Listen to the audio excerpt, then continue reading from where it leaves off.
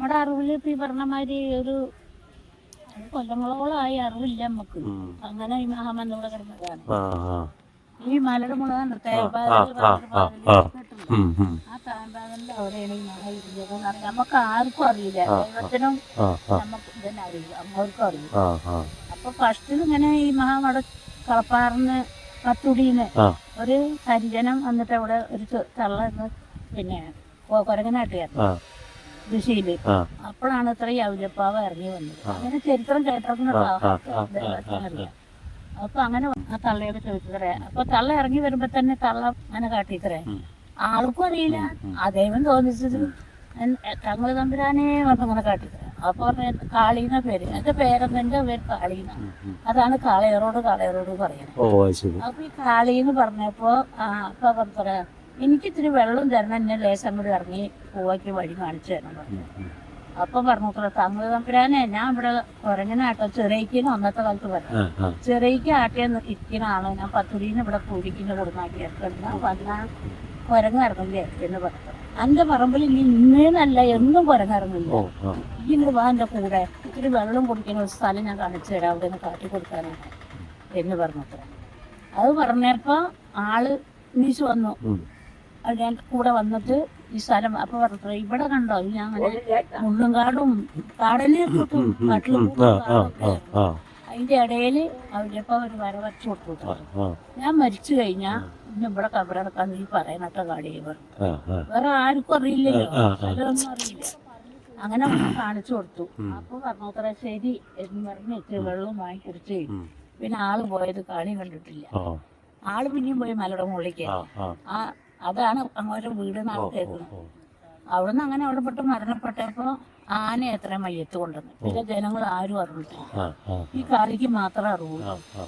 അപ്പൊ ഇങ്ങനെ ഒരു കാര്യം ഒരു തങ്ങൾ വന്ന് പറഞ്ഞിട്ടുണ്ട്. മരിച്ചു മയ്യത്ത് കൊടുത്തപ്പോ കാളി പറഞ്ഞത്ര ഇവിടെ അങ്ങനെയാണ് ഇവിടെ കബറടക്കി. അപ്പോഴും ആരുമില്ല. അപ്പൊ കാളിയോട് പറഞ്ഞത്ര ഞാൻ മരിച്ചു കഴിഞ്ഞാൽ ആൾക്കാരെ അറിയിക്കണം. അപ്പൊ പൊന്നാനി തങ്ങന്മാരുണ്ട് ഞങ്ങളുടെ അതുകൊണ്ട് അവര് വന്നപ്പോ ഇവിടെ അറിയിക്കണം. ഈ പത്തുടിയിൽ നിങ്ങൾ പറയണം ഞാൻ മരണപ്പെട്ട് ഇവിടെ പറഞ്ഞു. മയ്യത്ത് കൊടുന്ന് ആന കൊടുന്നൊന്നും അറിയില്ല, മയ്യത്ത് കൊടുണ്ട്. അപ്പൊ അതുപോലെ പ്രകാരം കാളി പറഞ്ഞു. അങ്ങനെ പത്തുടി പറഞ്ഞ 10 വീടുള്ളൂ. പത്ത് കുടിയാണ്. അതാണ് ഈ പത്തുടിന്ന് വരുന്നത്. ആ പത്തുടിന്ന് ആൾക്കാര് വന്നിട്ട് പൊന്നാനിക്ക് തങ്ങന്മാർക്ക് വിവരം കൊടുത്തു. അങ്ങനെ ഒരു മരിപ്പ് വന്നില്ല, അതെന്താന്ന് ഞങ്ങൾക്ക് അറിയില്ല എന്ന് വന്നപ്പോ അവർക്ക് കാണിച്ചു സ്വപ്നത്തിൽ ഇവിടെ കബറടക്കണം, ഞാൻ ഇന്ന സ്ഥലത്താകുന്നു നിങ്ങളുടെ അടിയുടെ കബറടിക്കാൻ പറ്റിയ. പിന്നെ അങ്ങനെ ഓരോരുത്തരും വന്നും പോയി. ആ തങ്ങൾ ഇവിടെ വന്ന് വെട്ടിപ്പിടിച്ചു, ചെറുതായ ഒരു ഷെഡ് വെച്ചെട്ടി ഒക്കെ ചെയ്തു.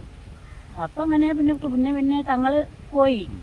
പിന്നെ അങ്ങനെ ഓരോ കറാമത്തോളം ഇവിടെ കാണിക്കാൻ തുടങ്ങി. ആൾക്കാർ വരവും പോകും. അങ്ങനെയാണ് ചരിത്രം.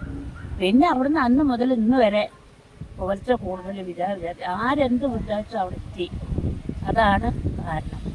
എന്ത് ബഹളം നടന്നാലും നേരത്തേക്ക് എന്തെല്ലാം കാര്യങ്ങൾ നടക്കുന്നത് ആ സമയം വന്നാൽ അത് വേണ്ടാതിരിക്കും. അതാണ് അങ്ങോട്ട് കടന്നത്. അതുപോലെ ഞാനടയുമല്ലോ കൊല്ലം 100 ആനുണ്ടാകുന്നൊക്കെ ഇപ്പോഴെ 70 എണ്ണൊക്കെ മറ്റേത് 100 125 ആനയൊക്കെ വരും. നേരം മുളക്ക് പോത്തുമുട്ടുകളോ മാറ്റി നടക്കും. അങ്ങനെയായിരുന്നു.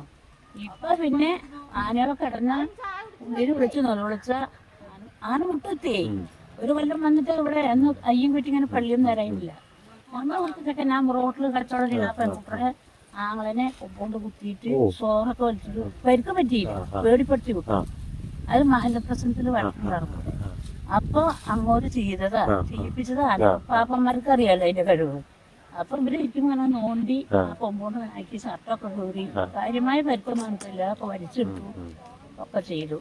അപ്പൊ ഇത് വലിച്ചിട്ടപ്പോ അവരിപ്പോ മുട്ടുത്തിച്ചു ആളിനെ ആനേനെ.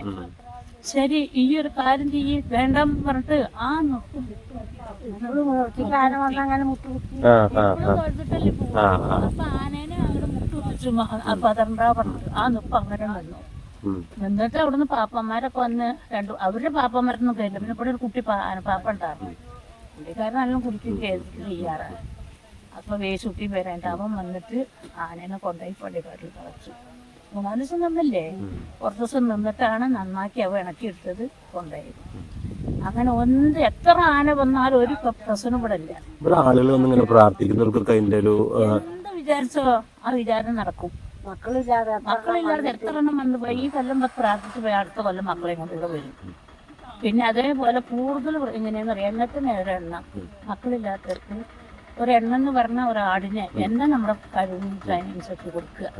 അപ്പൊ അത് ഉറപ്പായിട്ടുണ്ടാവും ഞങ്ങളുടെ അനുഭവത്തില്. ഞാൻ പറഞ്ഞ അതല്ലേ ഞങ്ങളുടെ വീട്, ഞങ്ങൾ പെറ്റി വളർന്നു അന്ന് മുതലേ. അത് ചെറുപ്പത്തിൽ കുറെ ഞങ്ങൾ ഇതുപോലെ കൈകാട്ടി വാങ്ങിയിട്ടുണ്ട്. പിന്നെ വലുതായപ്പോ ഞങ്ങൾ പണിക്ക് പോകാൻ തുടങ്ങി, കല്യാണം കഴിഞ്ഞ് മക്കളും കുട്ടികളൊക്കെ ആയപ്പോ അങ്ങനെ വരെ. ഇപ്പൊ ഞങ്ങൾക്ക് പണിയാനും വയ്യ, ഒന്നിനും വയ്യ. പിന്നെ ഞങ്ങൾ പുറത്ത്. അപ്പൊ ഞങ്ങളെ രക്ഷിക്കണം. നമ്മളിപ്പോ വലുത് പറഞ്ഞിട്ടൊന്നും അപ്പൊ ഞങ്ങൾ ഇവിടെ ഇരിക്കും. അത് എല്ലാവരും നമ്മളെ കളിപ്പിക്കുന്നു. ഞങ്ങൾ പണിയുന്ന കാലത്ത് പണിതു. അപ്പൊ പണിയാൻ വയ്യ ഞങ്ങൾ. അപ്പൊ ഞങ്ങൾ ഇവിടെ വന്നു. എന്റെ പേര് ആമന. ഇവിടെ കൊണ്ടാണ് പിഴപ്പ്. എല്ലാം കാത്തോളും. അതൊക്കെയാണ് ചരിത്രം. എന്ത് നിങ്ങൾ ഉദ്ദേശിച്ചോ ആ ഉദ്ദേശം പുള്ളി നിറവേറ്റില്ല. നമുക്ക് അതല്ലേ വേണ്ടി.